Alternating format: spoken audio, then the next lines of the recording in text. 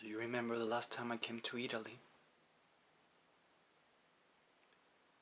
I must have been, what, 11? That put me on the train in London, and you were supposed to pick me up in Genoa. But something happened and you never came. You did, eventually, but it was like a day later. I remember all the trains had come in, and all the people had been greeted by their families and friends.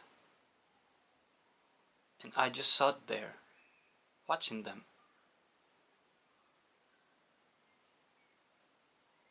Waiting to spot your face in the crowd.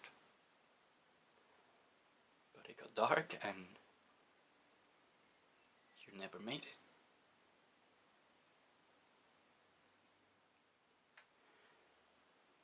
It must have been 1 in the morning, and I was lying on this bench when this man approached me. He asked me if I was alright, and I said that I was waiting for my mom, and that she would be there soon, so I should wait for her until she got there. And then he said, "Why don't you come back to my house?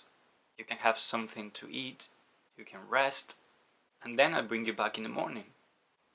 And even though I knew in that moment that it was wrong for me to follow this man back to his house, I stood up, I picked up my bag, and I followed him.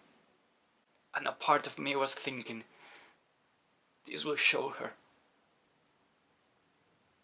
This will show her. This will fucking show her.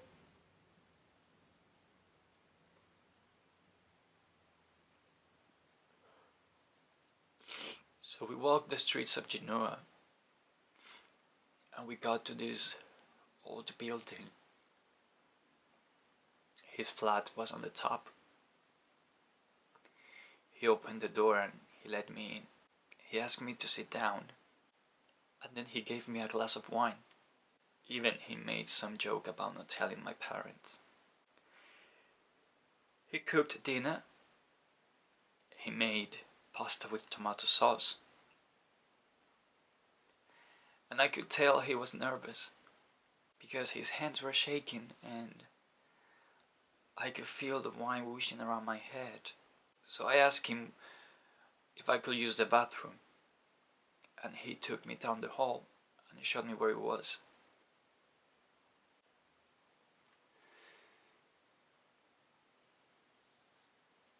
The light in the bathroom was very weak, as if the bulb was broken or something.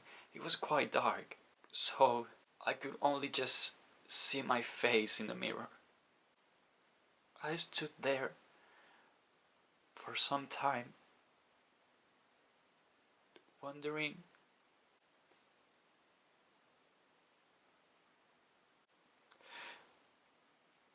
why you haven't shown up at the station.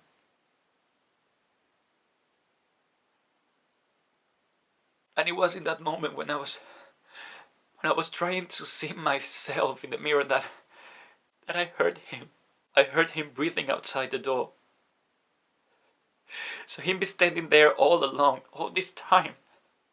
And when I tried to open the door, I couldn't. As if it was blocking him from the other side, I couldn't. And then, after a little, it opened. And he wasn't there. He was back in the kitchen. So I went back. After we eaten, he asked me if I wanted to sleep in his bed with him, and I said I didn't. So he took some sheets out of a cupboard and he turned the sofa into a bed for me, and then he said that he would wake me up at 6 and then he would walk me back to the station, and that's what he did. Lately I can't seem to get that night out of my head.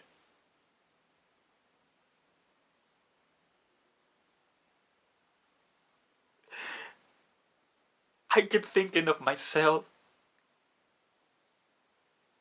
trying to find myself in the mirror in that damn lit bathroom in that strange and foreign city.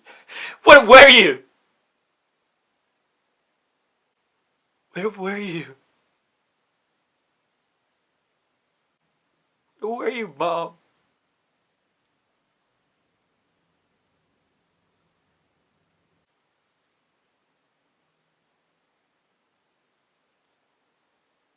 You were never there.